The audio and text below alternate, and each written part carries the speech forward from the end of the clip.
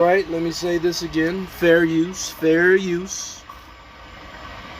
For educational purposes, fair use. So back again, R3 Digital Connect. R3 is committed to building products for a connected digital future.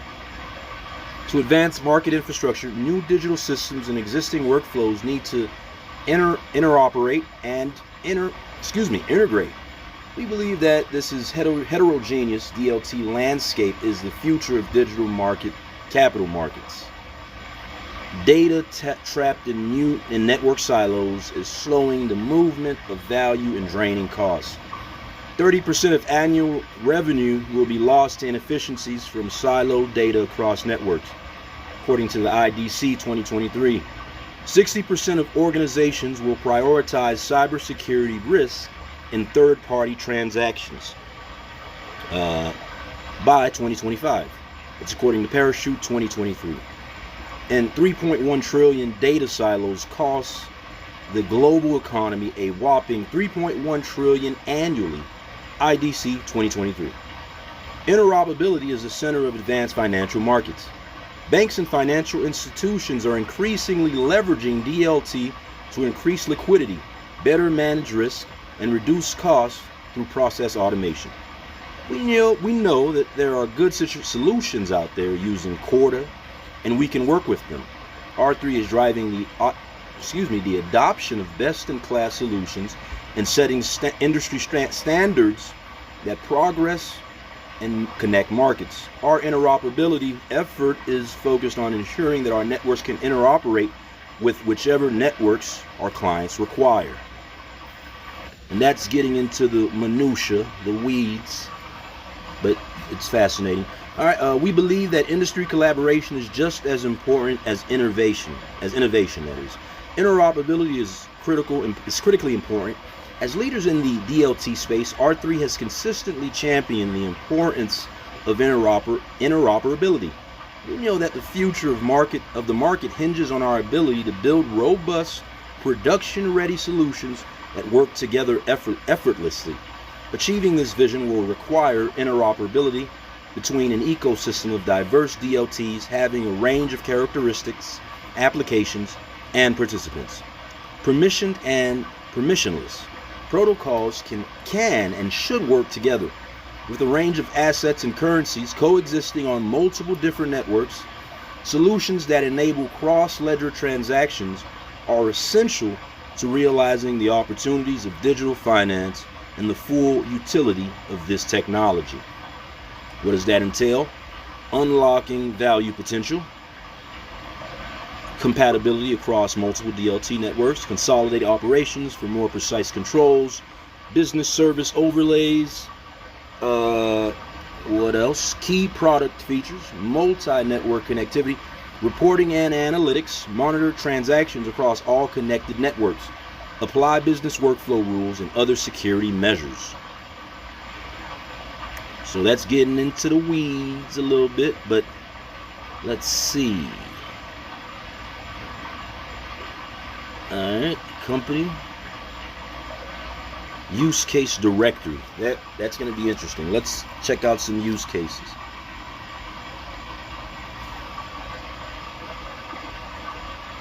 Leverage our proven trusted approach.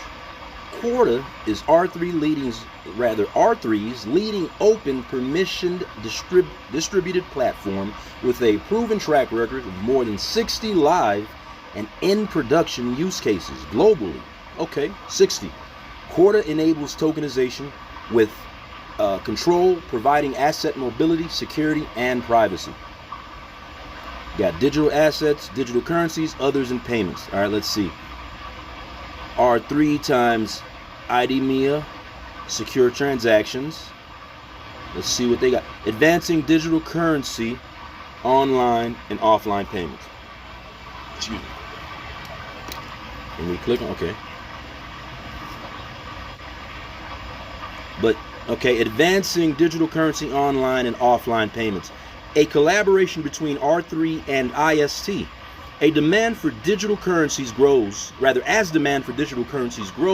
especially from central banks, we've partnered with IDEMIA Secure Transactions, IST, to bring you a unique advancement in both online and offline CBDCs. Using R3's leading digital currency product, from phones to smart cards, we're enabling seamless transactions across a range of devices for secure CBDC transactions everywhere in the world. So what do they have? A new digital currency payment solution. Our solution empowers central banks and financial institutions to create programmable digital currencies, unlocking their benefits while also addressing key challenges in regions with unlimited connectivity, ensuring transaction privacy and fostering financial inclusion. Now, let me get on my soapbox real quick. So imagine if somebody had the gall, the temerity, the gonads to create something like this, yo. I'm talking about their own digital currency, and then set up, connect with R3 and find a way to distribute it, just in the same manner that what's this company called? That IDEMA, in the same manner that they've done. Create a new digital currency payment solution. But here's where it gets tricky. They would never, and maybe I'm tripping, maybe the young is coming up, or some people just got more, gonads than I expect, than I imagine. But to go out there and try to do something like that, now that's where you get a salute from me. Because there's really nothing stopping you, technically. Again, the thing that is being exposed at this moment is the notion of, like what really makes something real, right? What makes it real? People believing in it. And really not even everyone, but a large percentage, or a decent enough percentage, that can operate and has the ability to make moves. And that usually is tied into having resources. You dig? So technically, if you had that, and you have that in place, and what I find interesting, just kind of thinking about it, if you think about some of these kids out here that are playing video games and that have a good following, right? And their following goes with them to different platforms. Surely they can team up with those kids, and if those kids are well off, or have access to resources, and again, you could set up something where it's like, all right, if you know that someone's signing up to hang out with you on Twitch or whatever program for a year, or every month they're paying a particular amount, right? You can easily allocate that and set that in motion to be like a nest egg kind of, right? Or a proof of resources, to prove that you have the resources. You dig? So you take that, you bring it in front of maybe a bigger institution if you want to. You partner up with them. And then you sit back and say, yo, I got my new currency coming out. It's called blah, blah, blah. We're going to be using this platform, and this is what it's going to be. And then just at that moment, you position yourself as the central banks. And I don't want no problems, but I know them boys take this stuff very personal. But I'm just stating facts, or just assuming based off of what I'm seeing in front of me here. I'm just talking about the potentials, opportunities out there. But if a kid does that, or someone decides to do that, what stops you? Or rather, how can you then come through just because you're bigger to be like, no, you can't do that? But then that's where it gets into the power and force of the state and having that behind you. And then it becomes a question of whether you can intimidate that smaller player to not do what they're considering doing. And really, that's kind of what I've been going through. That if I can put my plight into words, it's pretty much that. It would appear that I've run into that headwind. And again, just from sitting back thinking about the possibilities, I think the problem is when you're thinking about the possibilities, you become somewhat uncontrollable. If they don't have you sort of tuning in, to their things, and historically those things were like on TV, right? They had the networks and different channels, news, all that stuff. They had a way that they had you, they had a way to get you to tune in. That changed with the internet. And I feel like now there's this scramble to figure out algorithms, to use AI, to find ways to make sure that everybody that they need to tune in is tuning in. But if you ain't tuning in and you developing, you come through, and they ain't even paying, let's say they ain't paying attention to you, right? I understand the rationale. What I'm doing here is just kind of working, thinking the whole process through. You got to think about every angle, right? And I always say, you got to position yourself in the position of the white supremacist. So when you think about the cruelest joke that you can do, put that in the back of your mind and say to yourself, well, if I wanted to arrive to that, or if I wanted to get to that point, how would I get there, right? And so, not to say that's going to happen, but of course, just to think about, all the possibilities here. But if you don't stop that person and they're not tuning in, you can easily look up and that person has things that would make you be like, yo, this is a nation state that has developed, that has morphed right before, behind my back here. And this is supposed to be a part of my populace. This is supposed to be, like the people that's under my umbrella. I'm supposed to reign over them. You can't have them reigning on their own, doing their own thing.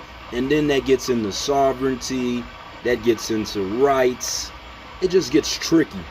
So I suspect what's happening now is on the front end of AI being fully implemented into our society, we have certain elements that are fighting their hardest to try to keep people in line so that they can be a part of the proletariat. They can be herded along. And again, that's the reason for my thesis PhD approach. If you don't know, it's called I got so many things going on. I gotta look up my thesis. And y'all seeing my stuff here, man. You see what I got going on, you dig? I feel like that's part of it too. They want access. But nah, these all the joints, these are all my things, assets. I got everything lined up because I feel like they trying to discredit me as if I didn't do all this stuff. So I want to make sure I keep this for the record. But check it out. My thesis PhD lawsuits approach has to do with sonic conditioning as a mechanism for economic and behavioral control. That is based off of case number 423 CV 01013 USDC, Southern District of Texas. Let me make sure I get that in there. USDC, Southern District of Texas, Houston Division. Right? And the neuropolitics of control, how sound surveillance and herd behavior form modern mechanisms of social engineering. So I'm going to take the academia route and present this, make sure it's standing strong, and make sure the academic nerds, you can see that too. Now I'm just playing, I'm a nerd too, so it's all good. But just to make sure that they respect that idea, right? So once I establish it in academia, and this my game plan. Hey, yo, I'm an open book, you dig? But now once I do that, I'll back it up with the PhD. And then doing that, I got a couple content approaches, because what I want to do is use that very same concept of sonic conditioning and then make a movie, make a series out of it. Because I suspect that sonic conditioning is what's been used on my people, and black men in particular. You dig? They've been using that joint for a minute now to get us to herd along as if we're a herd of sheep or cows, whatever you want to call it, but they herding us along, and they've been doing it by way of sounds and outside factors that, you know, on its face should not be a big deal, but when you think about the levels of coordination that's involved in using these various mechanisms, then it falls into the category of a conspiracy. And if that's the case, I want to find out how deep that conspiracy goes, and then once we find that out, we'll start to figure out how to hand out some of these damages. Because after all, it's just a matter of reallocating the resources in different places to make sure that certain groups get what they need and that they don't become, or they don't continue to fall into the perpetual cycle of being the losers in our society. And my goal is to make sure that black men do not fall in that category. You dig? Well, let me say me first, and then whatever else comes after. But I'm not a leader. I'm no one's leader. I'm just giving you the game as I peep it and as I analyze it. But nah, that's just one way to get the bag. You dig? The money from that is there. I ain't even tripping. In the meantime, they know that.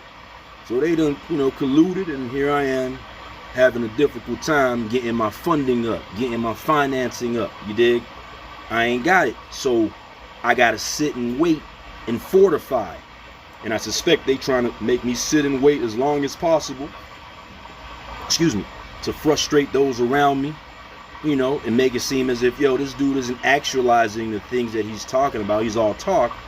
And then, you know, like that, you lose the trust, and people then stop supporting you.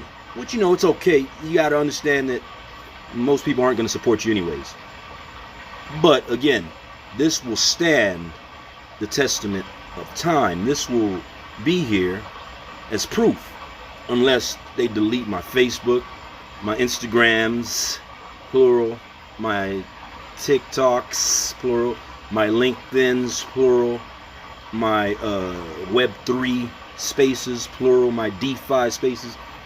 I think I've covered all the bases, but at the internet level, I've been finding some weird instances, man. Like, it's almost as if the internet, or whoever's controlling it, the network level at least, is trying to supplant or at least suppress my ambition by you know, doing little petty things, which I won't get into right now, but just like cutting me short so that, you know, if I'm working on something and I'm going, and once I get going, I'm going, you dig? That'll be going on, then all of a sudden a pop-up or something comes up where a network error or this can't happen. It's like, yo, and then, you know, obviously that can frustrate you, but you can't get angry. You just try to steer your, you know, your mindset in another direction. But that happening, along with it also happening on a real life level, and then again having to deal with the wall, if you will, of no response, not hearing anything back, whether it be from the FBI, CIA, DOJ. I done written all these folks. I'm talking about all the media. Yo, man, listen, because I ain't want them to sit back and try to get me out the way and then try to rewrite my story. So from day one, I was like, yo, forget this. I'm going to make sure I craft this the way that it needs to be crafted so it can be known. And even if the people around me can't peep what's happening, when people look back, and I hope they look back and they assess what went down, they could be like, yo, this is completely foul. You dig? So that's what I'm hoping. But I say all of that to say that, yo, it's wide open as far as the Web 3.0 space. And, you know, you can come through and create your own currency in the game. And imagine that. So if somebody does that, I appreciate that, because I want to see what happens to them. Like if they get limited, you know. But this process and how fast things are moving, they always use that notion now. Oh, things are moving too fast. We need to slow things down. Usually it's the hating MFers that don't want people to catch up and to thrive. They're the ones that's speaking like that. But folks that don't have and that have the level of ambition and motivation, they gonna sit back and see the potential with this stuff, and they gonna get to it. You know what I mean? Yo, we ain't even talking about agents, how you can use a lot of these things to facilitate the longer processes. You can make these processes much more efficient for yourself in your business enterprise, right? And I hope everyone out there has the intention of creating some kind of enterprise, because even if you don't, and you're just like, you know, you're a parent trying to do your thing, take care of the family, God bless you, but maybe your kids, they're developing an infrastructure overnight through, you know, their followers, through their video games, or, you know, who knows, whatever it is that they're learning in school. Their future will not look anything like ours. They will not be confined to you know, the 30-year career working for X corporation, this, that, and the other. I think that's gonna phase out. So what does that mean? That means that it's all about wealth building. That has to be the approach on a family, on a holistic level, on an individual level. You got to think about it even before you have it. You know what I'm saying?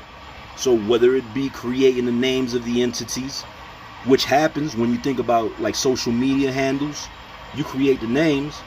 Go ahead and create one. If you create, for example, you got the one profile that's under whatever name on YouTube. Go ahead and create the TikTok. Go ahead and create the Instagram. Go ahead and create the Blue Sky. Go ahead and create the Douyin. You dig? Get into the Asian markets. South Korea. Yo, there's so many. We're all connected, man. So don't let them confine you to the national box. You dig? She called me a local. I opened up a Swiss account. William Rick Ross, Ricky Rose Roberts. She called me a local. I opened a Swiss account. That's how you gotta look at it, man. If you want to, you know what I'm saying? But so okay, that's just one use case right there. Let's see. And you know me, once I start, you know, ain't no telling when I'm gonna stop. So I just simply wanted to start playing a video and then take notes and do that. But then I stumbled upon this page and I'm like, you know what, let me just cover it too. Why not? But here we have digital assets, digital currencies, other, and payments. Let's see digital assets, the various use cases for that.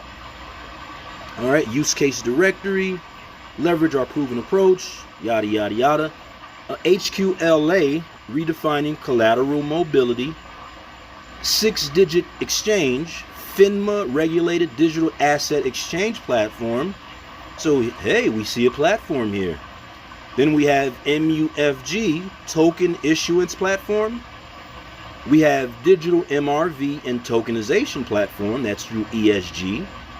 And there's confidential cash management platform. Now, here's the other thing I've been thinking about. You know, nationally, we have a policy, I suspect, from the top that's being implemented, right? As far as trying to remove cash out the mix. You dig? They want to make everything digital. But by doing that, you got to know everything about your people, because you can't have some folks out there that have digital anonymity. You dig?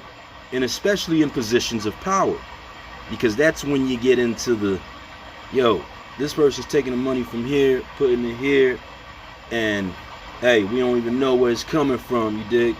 So it becomes kind of problematic. Again, you got to put yourself in the position of the system, right? Why, you know, why it stands to reason as to their approach to certain things.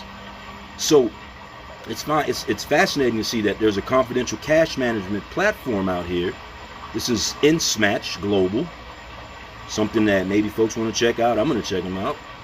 But these are various ways also, because I suspect a lot of these companies have to have funding mechanisms within them too. You know, whether it be for loans, and here we see the tokenized CRE, commercial real estate loans. In an ideal scenario, I would go into a bank and be like, yo, look me up, man. Check out my Facebook. Check out my LinkedIn. This is what I got matriculating. You feel me? At the very least, I got a couple $100 million as far as lawsuits are concerned, and that's on the light end. You dig? No BSing, because the more this stuff goes on, the more they're gonna have to justify why they stopping my businesses from operating. It can be an issue with me, I don't know, but you can't then say that we are in a capitalistic country when you're suppressing someone's ability to participate in capitalism. You gotta be kidding me. But anyway, so yeah, when it comes to businesses, the opportunities are there. And again, if it would be me, I'd go somewhere, sit back, tell them this is what it is, look me up, shoot me I'll take the 10 mil, the 50 mil. I'll sit on that and we start to build up. You see the umbrella, yo? Let me pull it up real quick. And please don't take my crass gangster tone and rhetoric the wrong way. I'm just passionate, but I'm a pretty nice guy. LLA.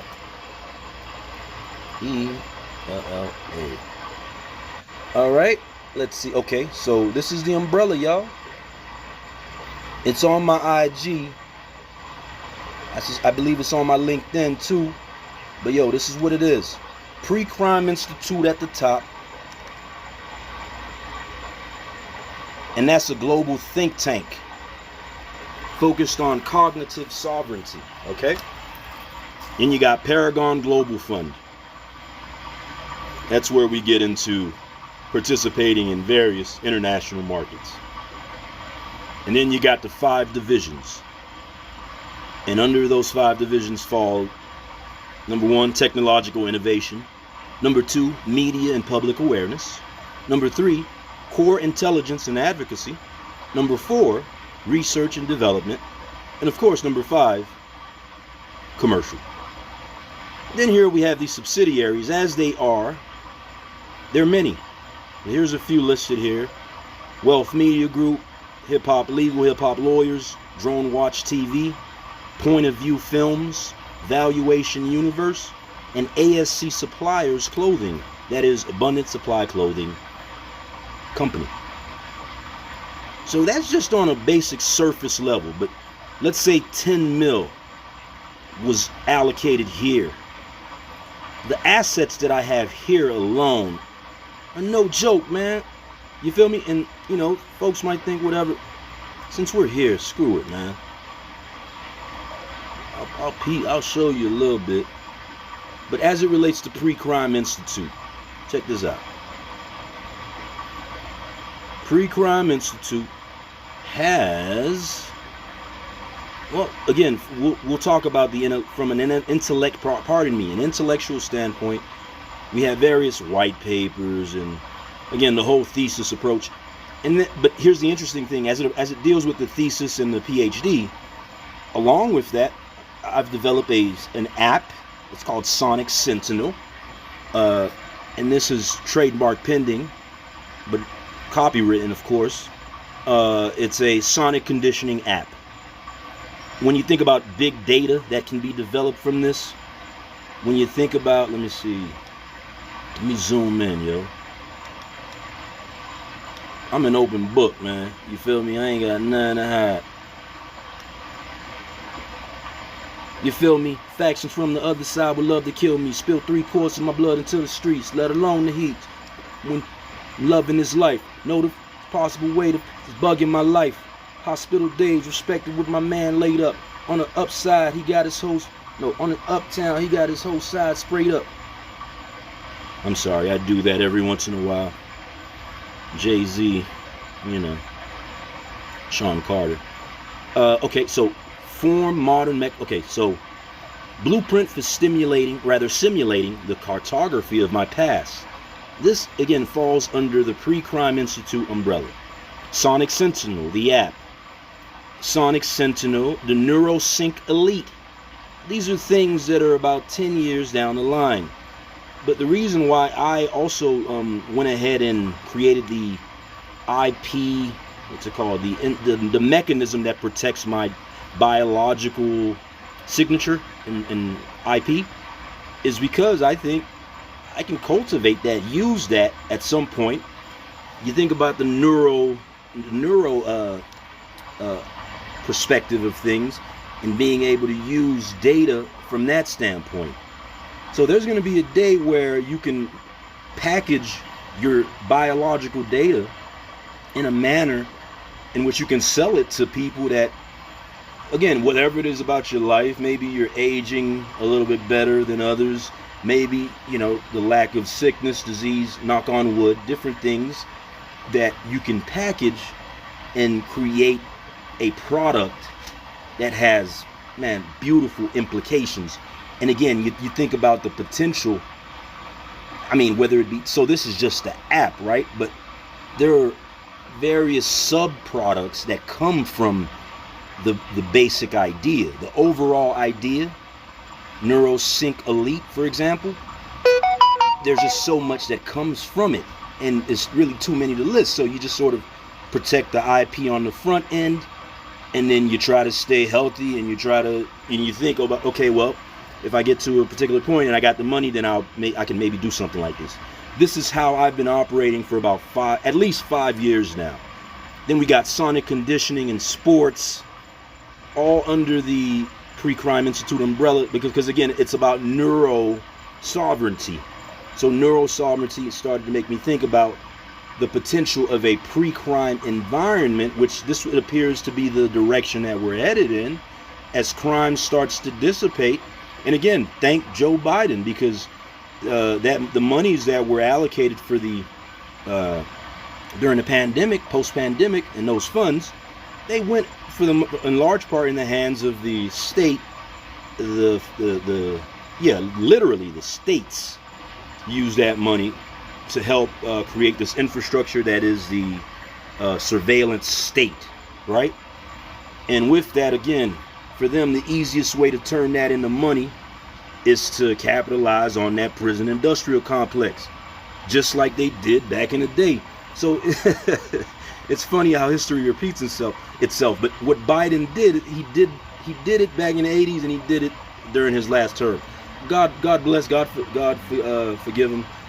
I mean, because, you know, hopefully that wasn't his intention. I don't think someone would go and do that 2 times around. But anyway, maybe it was, right? But now apparently, you know, he's aging, and we respect our elders. So God bless him still. But all that bread has been set up in a way where now it's going to be positioned so that it's used as a means of continuing that revolving door as it relates to that industrial complex. So again, my thinking is, with that, there are various ways to create counter mechanisms, because of course, in capitalism, you got to have both sides, you know. So it's okay if they want to do whatever it is that they want to do. What I say is, don't fall victim to what they're trying to create. Make sure you're proactive in terms of you protecting your neuro sovereignty in your ideas and your IP. But here you see, you know, we got, oh, there's one here. I don't even want to, I got this too long. But the Pace Setter, that's going to be the movie. It's going to piggyback off of the real world implications of the PhD thesis and lawsuits. Then you got the Gourmet Defense, Ham Sandwich 1, I'm more than a ham sandwich, outsmarting federal charges. And I'm putting this out there, these ideas that are mine that, hey, hopefully I get to them, but it's a big list.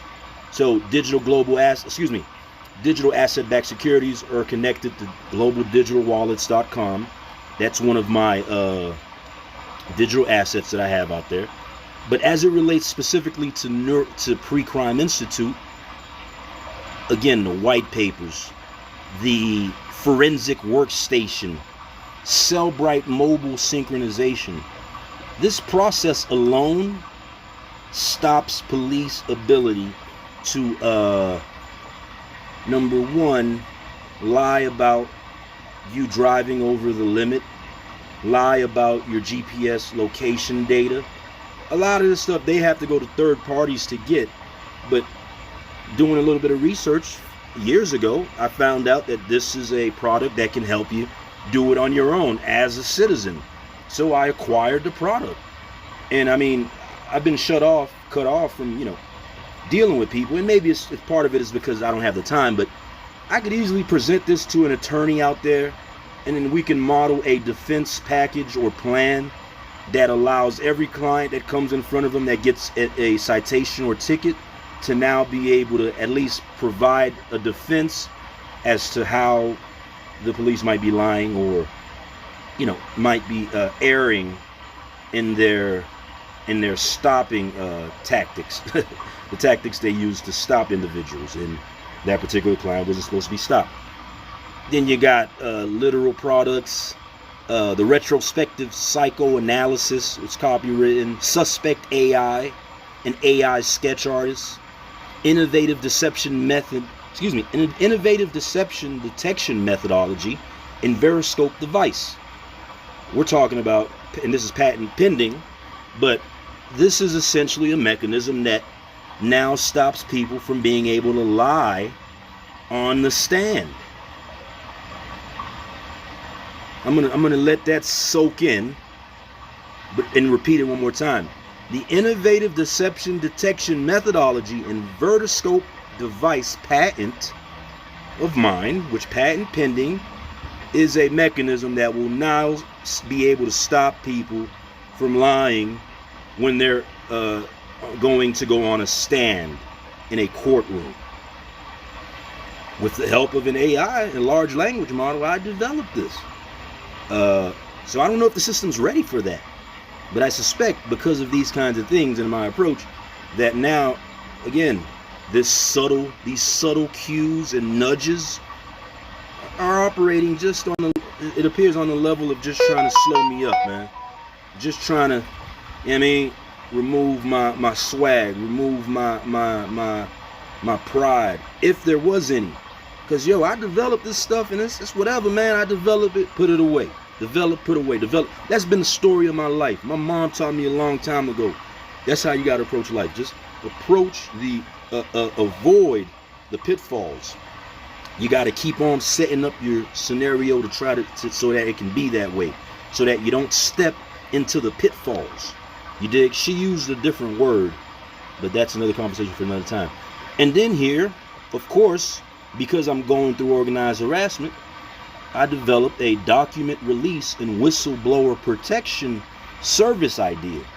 So this is something that can be put into place that if someone is a whistleblower, they have information that needs to be released, and maybe their lives are being threatened, which historically has been the case. Now we have a way for this person or those people to set up the stuff so that if something does happen to them, their stuff gets released.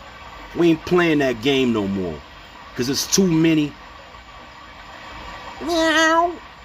You dig? You know what kind of animal that is. Too many of them that's in positions, and they got a little bread, and they playing that gatekeeper while, pretending on the front end, in front of everybody to be respectful and this and that, and in a just company, and man, and behind the scenes, they getting people out the way.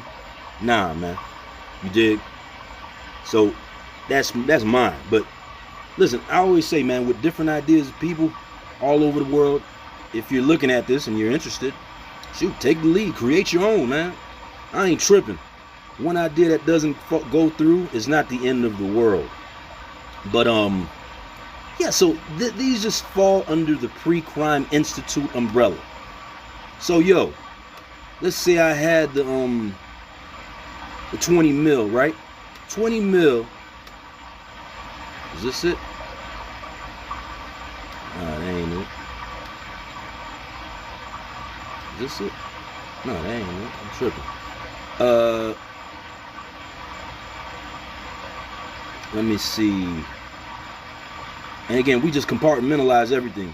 So as you can see, this is how I set up my internet searches. And I've been looking up some wild stuff, because I got the T-word simulation thing going too. One thing I can tell you is that once you get to a point where you're not afraid, you're at peace. it is the purest form of living that you can have, because it's like, yo, I ain't do nothing, so I got nothing to worry about.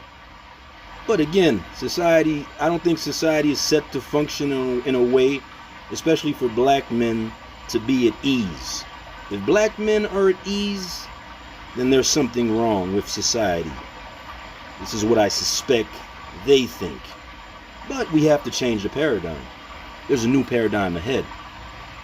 So yeah, listen, from the top, 20 mil to Pre-Crime Institute, just based off of those, we talking about the returns? Come on, man. We touching a billy easy. You dig? So those returns gonna come right back. You feel me? So yeah, they come right back, get reinvested. We got Paragon Global Fund. We got all the various wings that are associated with the enterprise. And it's like, yo, printing money, man. Ain't no doubt about it. It's like printing money. You know what I mean? But they don't want that. And I suspect, you know what's crazy?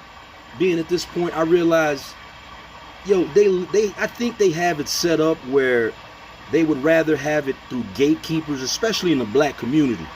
You know, through the boule and the special percentage of Negroes. You dig? Especially the ones that already played the game and they got by the coattails, like, or they got by the pocket. You know what I mean? So they holding them by the pocket, or rather, those folks are holding white supremacy, if you will, by the pocket, hoping to maybe get some crumbs. And that's just the way that it's been done historically. So I feel those folks are really trying to double down and protect their positions. And mind you, this includes hip-hop dudes, hip-hop chicks. Like, it's various levels to the game.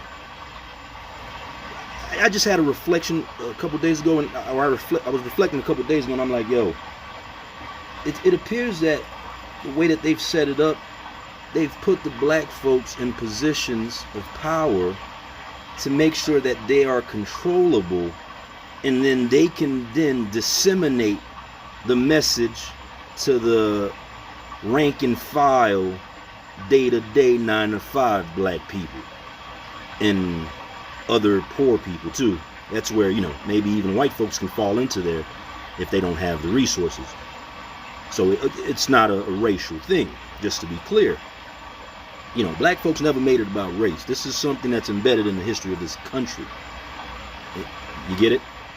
Again, so they got it set up in that manner so that they can protect this thing of theirs. It's like the mafia, yo. You dig? We got to protect this thing of ours. So, yo, we need some people to make their bones. And I've always said, the way that you make your bones in this country, even as an immigrant, you come through from another place, you want to let it be known that you could potentially be a model minority, a buffer class group. You gotta kick the group that's at the bottom of the totem pole in the rear end. And yo, if you're a black that wants access to resources, you got to do the same thing.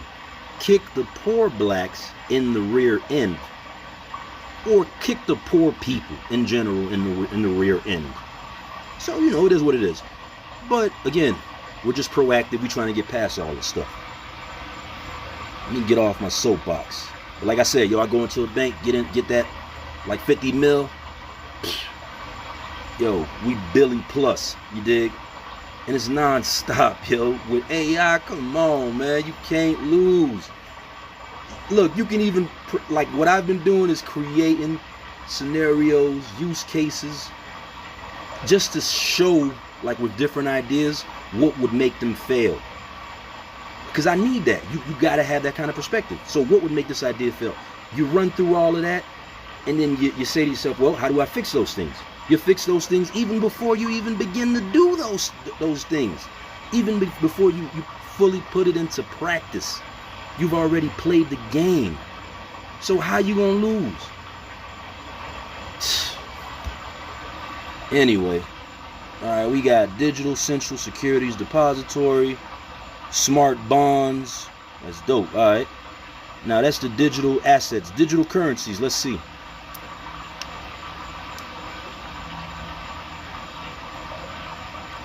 Use cases for digital currencies. All right, we got advanced digital currencies, online payment, UK finance. No, that was IDEMA. We read that. Regulated liability network, unlocking innovation. That's in the UK finance. Excuse me. Let me look up some of the big boys and girls. Okay, we got the Hong Kong Monetary Authority. They got Project Lion Rock, initiative to explore increased efficiency in cross-border payments.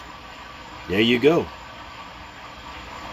And don't even get me started. I know my brothers and sisters from Africa, the continent, every country in Africa, they've been on this. You feel me? They've been ahead of the game. Let me not say every country, but a large percentage of Africa I've heard for years. Matter of fact, you know Libya, that's what the boy Gaddafi was on. But they got him out the paint. You know. But nah, check it out. So Project Ubin explores clearing and settlement of payments and securities. That is the Monetary Authority of Singapore. Let's see. Bank of Thailand. Wholesale fund transfers. Let me see. Oh, there you go. South African Reserve Bank. They have Project Cocoa. Explores interbank settlement with wholesale CBDC. Bank of Canada. Project Jasper. Kazakhstan. Woo. Digital Tenge Project. Kazakhstan's roadmap to CBDC implementation. Yo, Kazakhstan getting in the mix. Like I say, I feel like, yo, if that's happening, then maybe the message just hasn't gotten down to the grassroots level. Because they can't allow, like Kazakhstan, for example, to be more of a society that is equipped to deal with this tokenization dynamic more so than Americans. You can't let that happen. But then, like I said, maybe you could let it happen so that you can maintain your power. You just decide to never allow it to get implemented into the grassroots level. All right, so let's see. All right, we got other. Let's see what other interesting ones they got out there.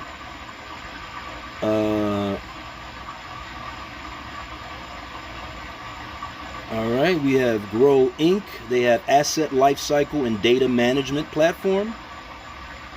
You have Ericsson Customer Acceptance. Okay. Chain that is beyond multinational programs. Okay.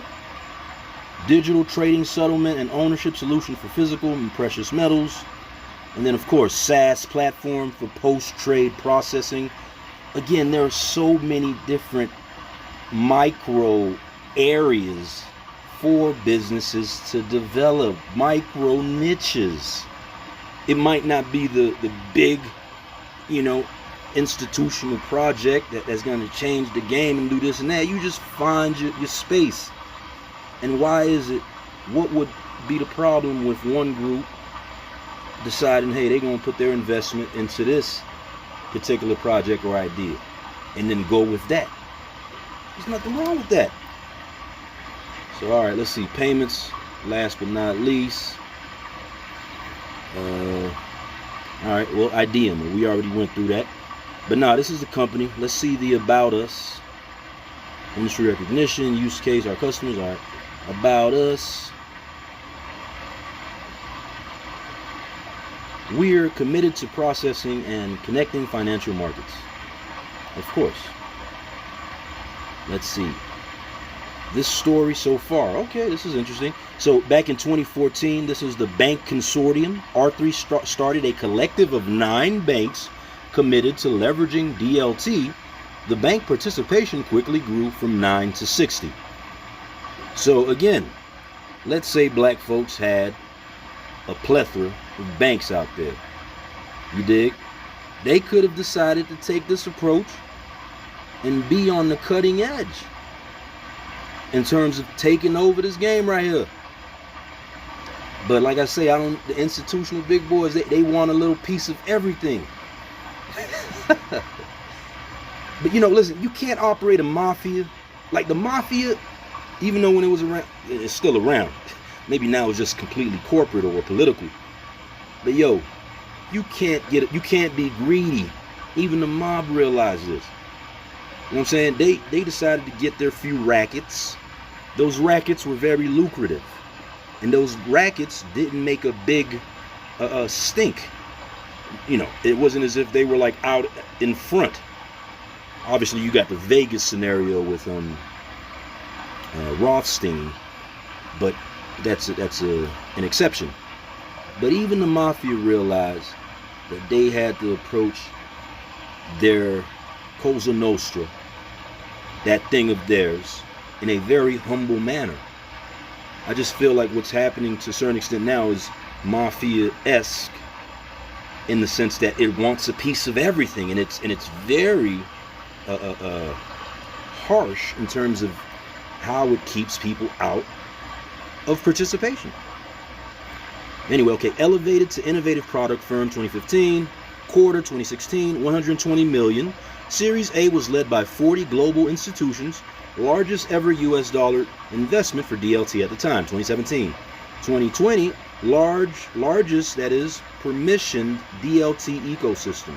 The ecosystem grew to the largest in the world, over 400 plus core DApps, okay? 2021, Invo acquired tokenization specialist firm, so they started acquiring some companies. And yo, another approach to getting involved in these spaces, build something that's dope, and shoot, if a big boy want to acquire it, big boy or girl want to acquire it, they come through and acquire it, pay the money, and you step out the way. You feel me? If you feel that's what you want to do. But we got to understand all the ways that you can play the game. And then, okay, quarter formed a dynamic working group of 100 leading and industry organizations. That was 2023. Industry recognition, 2024, R3 Digital Markets. Okay. So that's when they officially launched as R3 Digital Markets. Oh, opened a Abu Dhabi office. You know, once you go Abu Dhabi, you're on another level. So now they doing their thing here. Shout out to this person here, David E. Rudder, founded R3, the founder. Okay. You know, we got respect for founders, but David says, quote, Quarter delivers a single source of truth for all parties in a transaction, while privacy is the foundation of trust. Trust being the cornerstone of the financial system, close quote. Our leadership, the leadership, what does it look like? We have Mr. Richard G. Brown as the Chief Product and Technology Officer, James Mitchell, Chief Operating Officer, Todd McDonald, co-founder, Kate Carmison, Chief Commercial Officer, Jason Bryan, Chief Engineering Officer, Nick Horsley, Chief of Staff. Now, again, I know people are off the DEI stuff. They don't care about, they pushing the other direction to make DEI seem like it's not all that. But yo, inclusion is cool, man. But I get it. Sometimes you just can't find the people, maybe. That's what I'm assuming. But if you can't find the people and you ain't putting the people in position, then you gonna pay at some point too. All the griminess, the era of griminess is about to end, Joe. Because AI is gonna fix all of that. Griminess is considered an inefficiency. It's that gray area that folks have been exploiting historically, but no more. That's just my opinion. Anyway, shout out to R3. I did see we got Quarter certification for developers. Get Quarter frequently asked questions, and of course the contact. Let me see the careers. See what kind of jobs they got out here at Quarter. R3. Let's see. Learning and development. Okay. Oh, I'm sorry. View all jobs.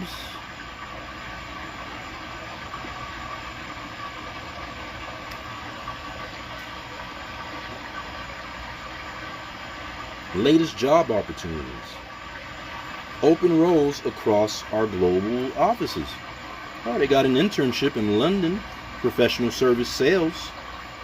They have a human operations and PMO internship, and platform security software engineering in Mumbai. Let's see nationally what I don't see much in the US. And this is where, you know, again, the error that the people at the grassroots that are involved in suppressing excellence and innovation, that's what they're doing. They're taking a lot of these dope jobs and forcing companies to move them to in the international space. Excuse me, in the international space. Let's look at remote. You know, so what you have is this larger problem where remote jobs are being shunned. You know, you folks seem as if they don't have too many remote jobs anymore. I've gone through so much just trying to see what remote jobs are out there. It's almost as if they're playing this game. They've weaponized the AI to play the fake remote job game, to try to get people to go back in to working at places. It's just a thought. I might be wrong. I don't know. But anyway, that's R3 right there. I'm going to close it. I did find their video or their page on YouTube, their YouTube channel. I subscribed. I was going to check out some videos, but we don't need to because we know what they're about. Now, I'll save this for next time, but we're going to talk about the Libra blockchain at some point, because this was something that was supposed to be ill. That's ILL exclamation point.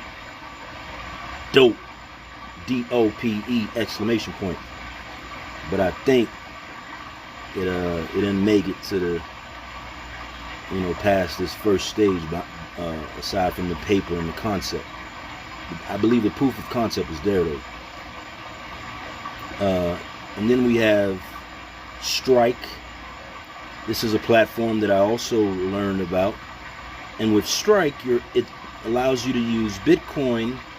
It has a lending wing, bill pay, payments, businesses.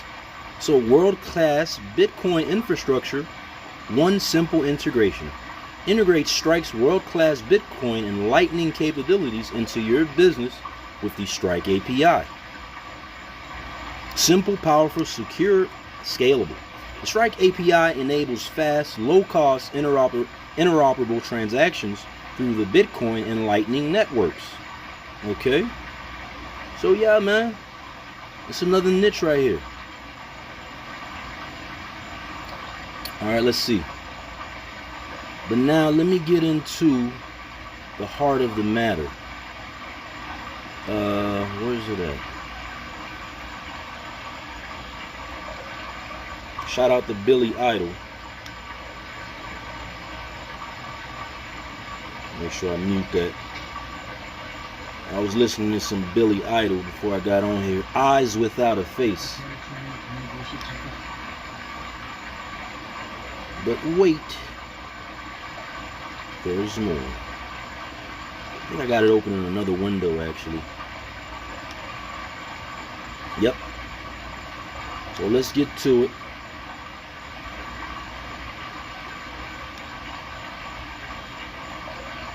What we're gonna study, and it's gonna be about an hour long.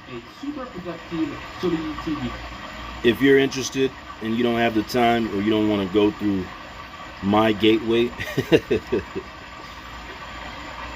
you can always, of course, let me give props to the YouTube channel that we're going to be using for the sake of educational purposes.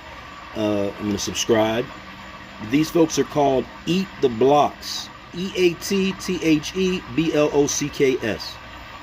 Now, what we're going to learn about is Remix IDE, full course for beginners. But you know what? I'm sorry, I forgot one process. Before we get there, let me say this. First of all, if you'd like to get a valuation, feel free to visit Valuation U on Facebook. That's facebook.com/@ VALUATIONU. Real quick, let's talk about the valuation and IP protection and legal framework process. And I call this the 1-2. So before you even present something in the valuation universe, or really any company to try to get a valuation, what you want to do is protect your IP in a legal formalized manner. So the 1-2 is real simple. Number one, you want to get authorship and IP documentation. You do this by drafting a formal document establishing the conceptualization. Let me read that again. Draft a formal document establishing the conceptualization of blank idea as an original idea developed by blank person on blank date. Include a detailed description of the concept. This would have to be time-stamped and notarized. And you want to make sure you have the resources to file the document under the U.S. Copyright Office. You see, we were never taught that. But, when we're dealing with social media, and we're in the microwave age where you want to put your stuff out real fast and, get a reaction, maybe go viral. But don't necessarily look at it from that standpoint. Look at it from the standpoint of long-term, on the back end, the long-term play. You feel me? So how do you play the long-term play? You protect the IP on the front end.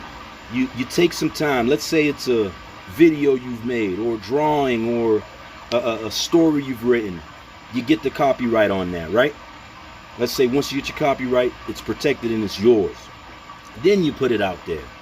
And then whatever it does, when it does what it does, that's when not only can not only are you protected as far as what you can making sure that you get that money, whatever it is that comes from it, those resources that come from your intellectual property and contribution, artistic contribution, if you will. And also you can go about getting a provisional patent. But once you get those things back, then you put it out there for the world, or whoever it is out there that's going to consume it. And you know what's dope about that? You sit back and you ain't got no worries, because you're kind of looking at it like, I wish a mother would decide to try to take what I made and try to play cute or slick and do something with it where they make some money. They might do it for a little bit, but with the AI now, and you get you a good intellectual property attorney, the money will be coming from that alone. Or that could be a major way of just making bread and, allocating resources. You ain't even got a trip. Somebody try to do you dirty, try to take your contribution, you come through, sue them, and get the money through the courts. Or you're protected so that now these companies, if they want to reach out and if they want to do business, they know that they have to do business the right way. They can't treat you like a dummy. Now this applies to hip music, art. Now we empowering artists. Artists, stay empowered, man. Educate yourselves, know the game, and come through. And then what happens is, once this becomes the norm, the gatekeepers or whoever will acquiesce, and they'll have to deal with it accordingly. And accordingly is to respect it and stop tripping and stop being greedy. You feel me? So that's another mechanism there where we can assist the AI in fixing a systemic problem. Historically, it's been a major complaint, but that's how you get rid of it. That's a solution right there. So that's that. But again, patent it as aspect of a model or framework that is considered patentable. Okay? And last but not the second part, that is, establish a blockchain record for immutable proof. What you want to do is deploy a smart contract on Ethereum or similar blockchain to establish a permanent timestamp and immutable record of authorship. Include metadata about the concept and contributors. This ensures that even if the copyright or patent is contested, the blockchain record serves as verifiable evidence of authorship. So with Web3, we got another mechanism here for those that are aware that you can use to protect your IP. And again, it doesn't hurt. You know what I mean? These things are just a matter of learning how to do them. So what we're going to look at as far as this video is concerned is through the Ethereum smart contract deployment process, and really any similar blockchain, what you have to do is create, how can I put this in clear terms? Whatever it is that you're about to create, let's say it's a story, right? You got the story typed up. But what you should probably do after that is create maybe an affidavit. Like, yo, I created this story on XYZ date. If you want to take it a step further, go out there and get it, what's the word I'm looking for? Stamped, the stamp of a commission, what's it called? The commission stamp, the stamp that you get from the folks that notarize. That's the term I'm looking for. So you go out there, you get it notarized. It's notarized, it's signed. It has some strength on its face, just like that, right? But then you want to fortify what you created a little bit more. So that's when you delve into Web3 space. Then you can sit back and go through this process of taking that document or taking the data that's associated with that document, turn it into code, take that code and then put it or place it as a smart contract on the blockchain. And then after that, again, with the metadata, and once the patent comes in, you just have a few more elements that says, hey, such and such created this, that, and the other on this particular date. You feel me? So that's that. But without further ado, let's get into the video. This is an hour and 21 minutes and 41 seconds. It's called Learn Remix. So the program that is usually used to create your smart contract on Ethereum or any similar blockchain is Remix IDE. So this is a full course for beginners. We're going to go through it and try to see if we can learn some things. Let's do it. Developer. In this video, you will learn how to use the Remix IDE like a pro. Remix is a free and accessible online IDE for smart contract development. It supports Solidity but also other languages like Viper and Circom. You can use Remix not only for learning and prototyping, but also for coding production smart contracts. In this course, we will cover all the features of Remix, starting with the basics and then progressing to advanced features such as coding AI in Remix, working with Hat Foundry in Remix, working with your local file system in Remix, debugging in Remix, using Git workflows in Remix, and much more. This course is sponsored by the Remix Started. Let me back that up for the folks that are following along. I'm taking notes myself. Let me see.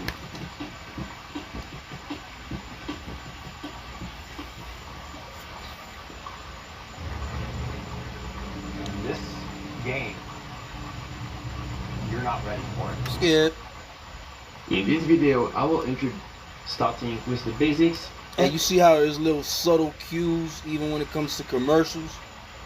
That's where I'm like, yo, I don't know if it's YouTube, I don't know if it's the generated adversarial networks approach, but it's like a level of gaslighting that keeps taking place even when it comes to you taking in commercial content. I'm talking about we ain't ready for this game. I know they ain't talking about us directly, but you know, someone can infer that. Am I inferring it? No. But again, we look at it from everybody's standpoint. all right. And then progressing to advanced features such as coding AI in Remix, working with App Foundry in Remix, working with your local file system in Remix, debugging in Remix, using Git workflows in Remix, and much more. This course is sponsored by the Remix IDE, an Ethereum ecosystem public good. Let's get started.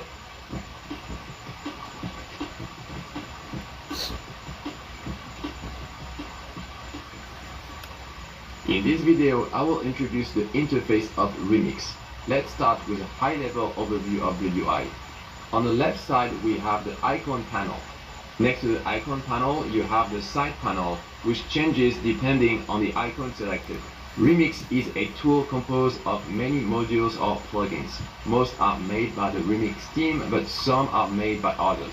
The default plugins are present when Remix loads. The essential default plugins are the File Explorer, the Stability Compiler, Deploy and Run, the Plugin Manager, and the Settings panel.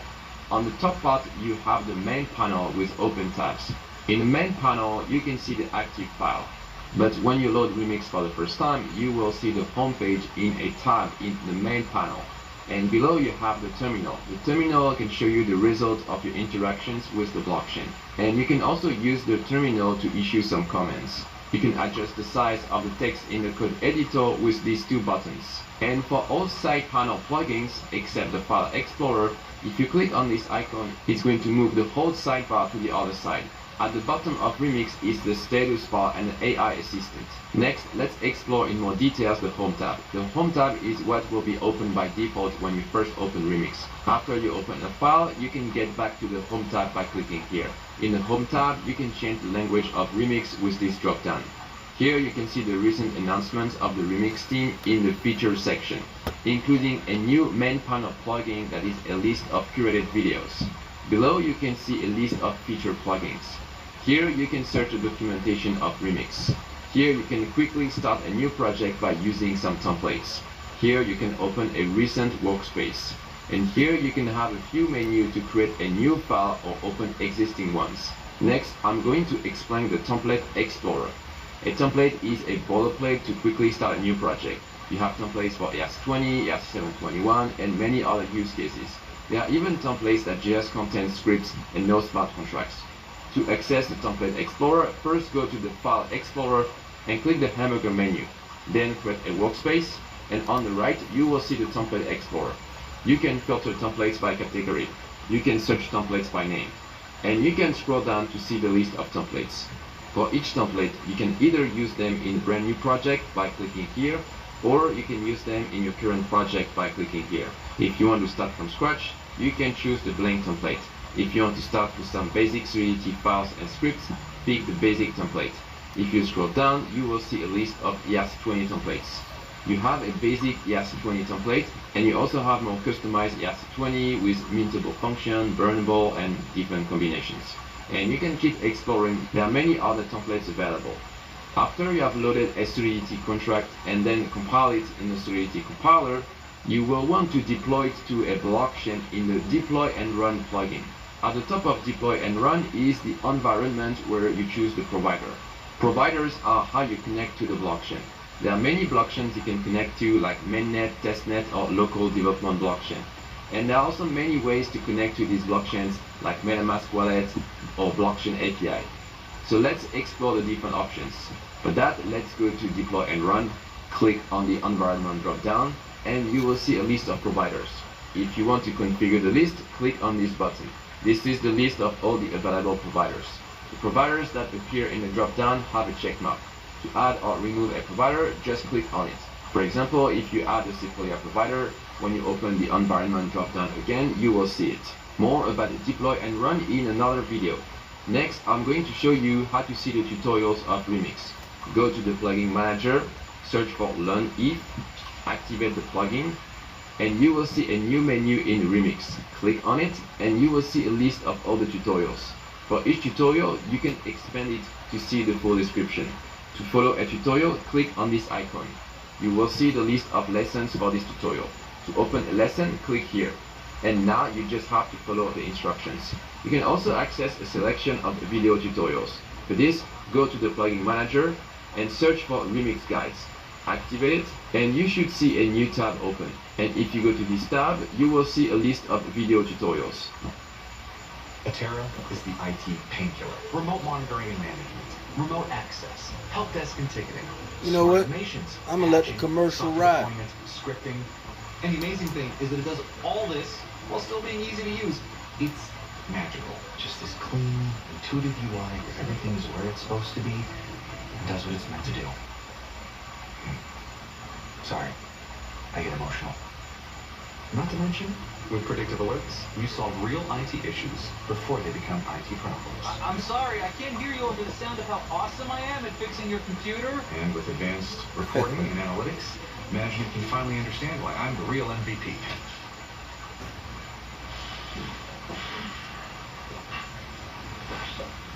Also, per technician instead of per device pricing, that saves us 50% of our IT costs and makes me the new company hero. Minds show up.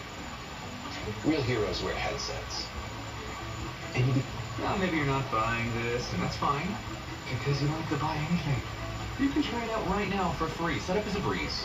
Just hit the link and try the thing. It's glorious. Atera, it's what IT ought to be. Except cookies.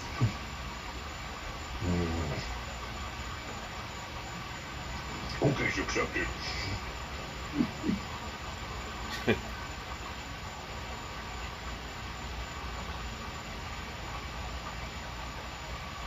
Don't trade alone. Trade with me live using one simple strategy, and I'll help you get results. For example, a stay-at-home mom makes $310,000 in her first few months trading in her spare time. So total 4 weeks of the total P&L, it is 310K. I'm so happy that I found you. A writer was able to make $1,400 in 1 week after losing money with other methods. So in 1 week, I've recuperated over $1,400. I don't think I would have ever seen this kind of success had I traded before meeting you. An engineer makes $380,000 in his first year. After everything's said and done, I got to 380K. That is also including all of the expense I have to pay. I think the experience that I have with you was like, it's not just an instructor, it's a friend. This strategy is how I achieve the life I always wanted for my family, and I want to help you achieve the life you want too. So click the link on your screen to watch the free training I just recorded for you. It will show you why my strategy is so effective and how you can start using it right away. This strategy changed my life, and in these uncertain times, when inflation is costing the average household $1,000 per month, I want to help you take control of your financial future. So please click the link on your screen and find out what trading can do for you. Don't wait, click it now.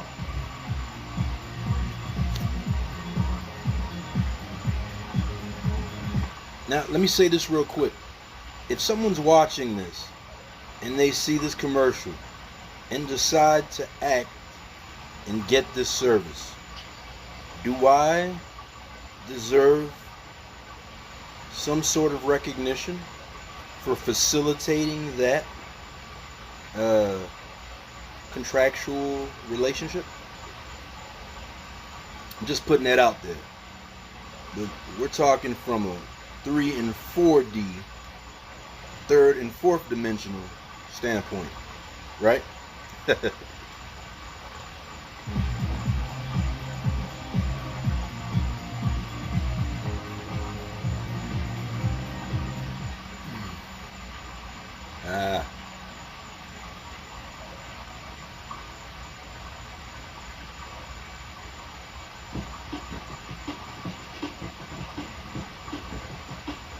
In this video, I will show you a basic workflow when you use Remix. We will cover writing a smart contract, compiling a smart contract, grabbing the ABI, and deploying a smart contract. First, let's cover how to write a smart contract. In Remix, projects are organized in workspaces. If you open the File Explorer, you will find the default workspace that has a few example contracts and scripts.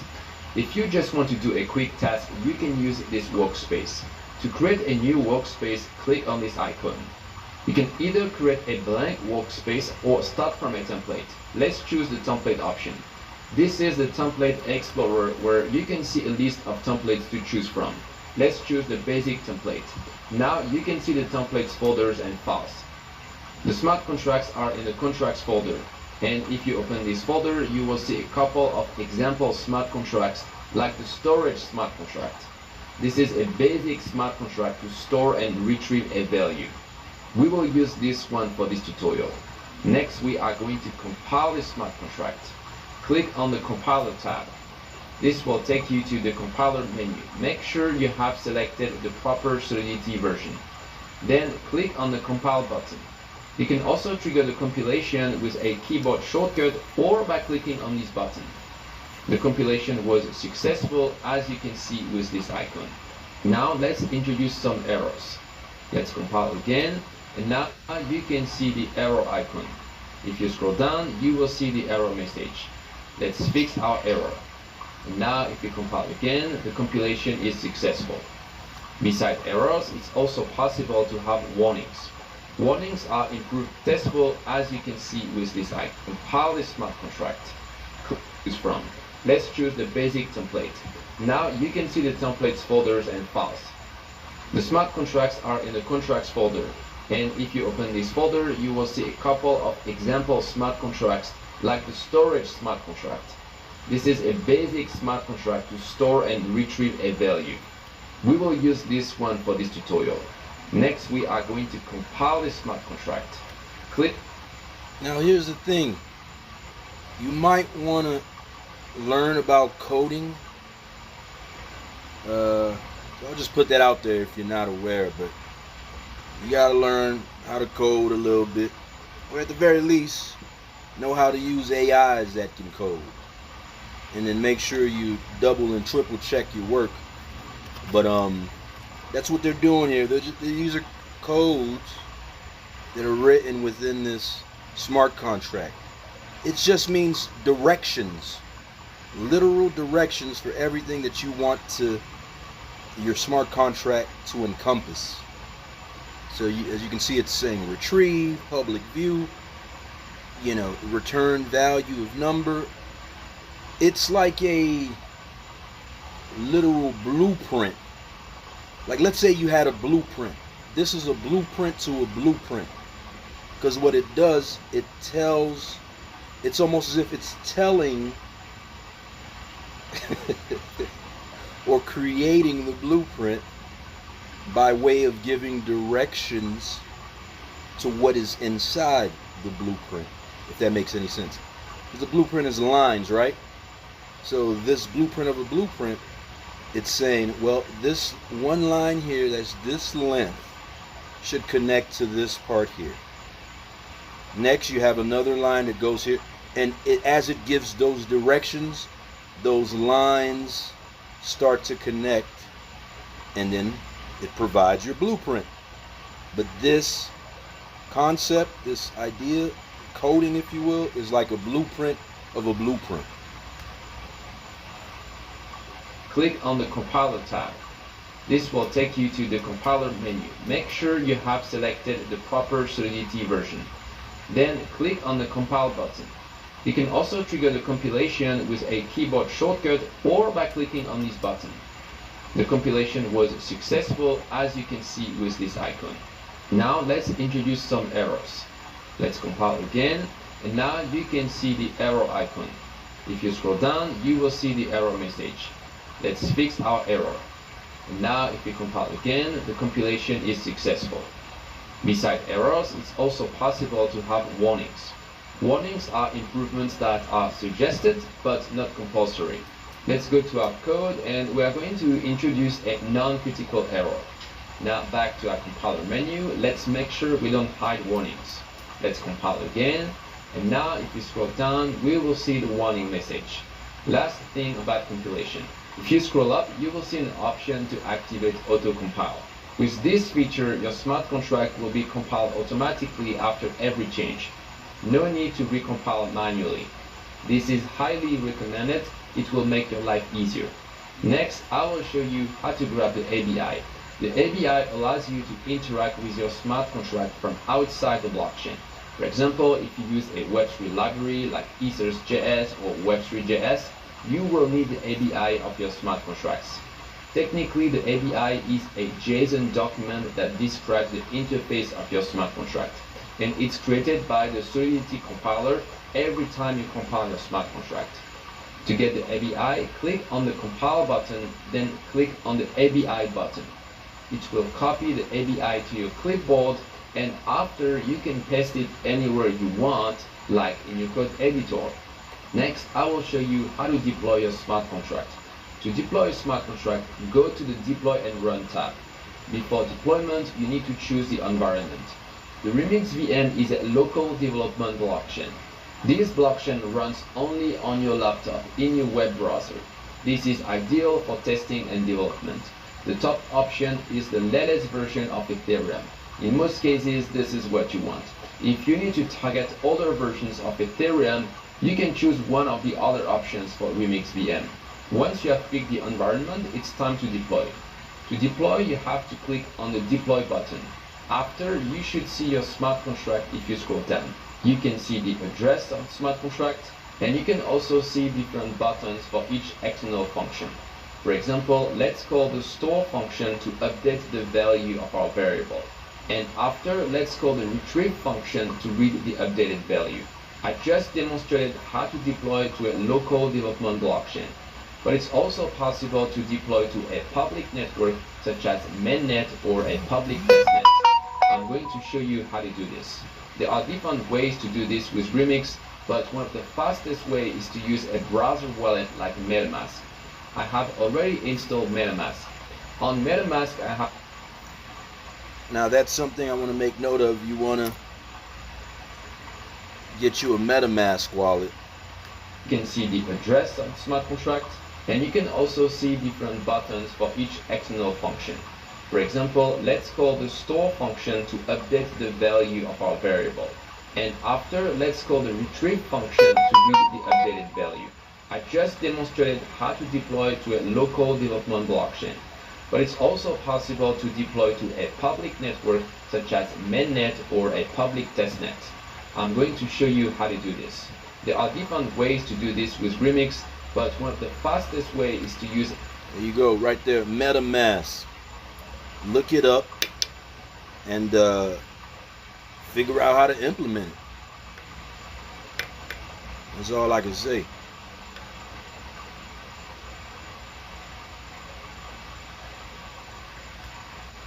Use a browser wallet like MetaMask. I have already installed MetaMask. On MetaMask, I have already configured Sepolia, which is a public testnet for Ethereum. I've also already selected the Sepolia network. And finally, I already selected an address with some testnet ether. You can get some testnet ether for free by using a faucet. With this, I'm ready to deploy on Sepolia. This is a tad bit advanced, I'll tell you that. I mean, if you're watching this, I don't know what to tell you. You gotta get caught up. You gotta get caught up. Take your own notes. And yo, I would just write Remix IDE, and then you do your research off of that, and then you figure out what that whole process looks like, and then you implement it on your own. But nah, you see it has a wallet associated with the MetaMask wallet, and within the MetaMask wallet, that's where you would keep your various forms of crypto, or now I should say more so Ethereum. But even within the Ethereum, there are sub-Ethereum exchanges. And I still haven't really gotten it 100%, but there's Ethereum, there's its main exchange, and there are other exchanges. And so when you think of that, think of it for every crypto that's out there, it's set up in that same manner. Now also when it comes to these cryptocurrencies in general, if you want to move them around, you get taxed a little bit. To move them around, you got to pay a little bit of a tax. That tax It depends on what the currency is, you know, where it's being transferred to. Usually they call that the gas fee. You got to put a little bit of gas in the car for it to get to its destination. Deploy with MetaMask. Back in Remix, in the environment, I select the MetaMask option. If this is the first time you use MetaMask with Remix, you will have to allow Remix to access MetaMask. Then click on Deploy. This time the deployment will be a bit longer because you deploy on a public network and you need to wait for the transaction to be mined. And after that, you will see your deploy smart contract here. From idea to submission, empower students to do their best work with Grammarly's comprehensive AI writing assistance. What if they could jumpstart ideas for any assignment? Grammarly.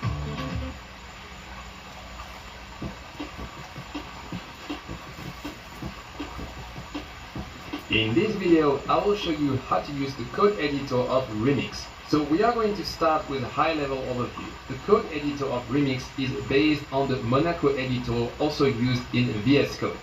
So if you already use VS Code, it will probably look familiar. The code editor provides syntax highlighting for Solidity, the language for smart contracts. But it also supports JavaScript and TypeScript, which is very useful for tests and scripts. Each file is saved in a separate tab.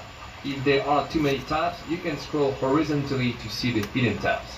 I ain't even gonna hold you, man. This is too much. We got what we needed already.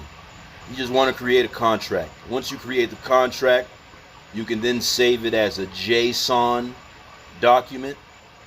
And once you get your JSON, you can then take it and there are some other creative ways to make sure that your JSON is accounted for and that you have a record of it.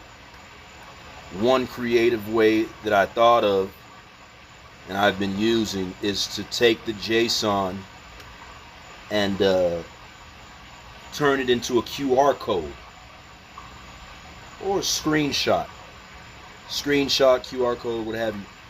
But again, these are just compounding and different forms of IP protection mechanisms that one can creatively come up with. And I suppose this is what you can do when you are cultivating, when you're building your enterprise, when you're building your thing. That's how I think you should go about doing it, if you want to. If not, it's all gravy. But nah, I'm gonna leave it there, man. I ain't even gonna hold y'all. I already ran my mouth a lot. And you know, let this stand as another good faith attempt at lending credence to my if not for formula as it relates to where my net worth should be.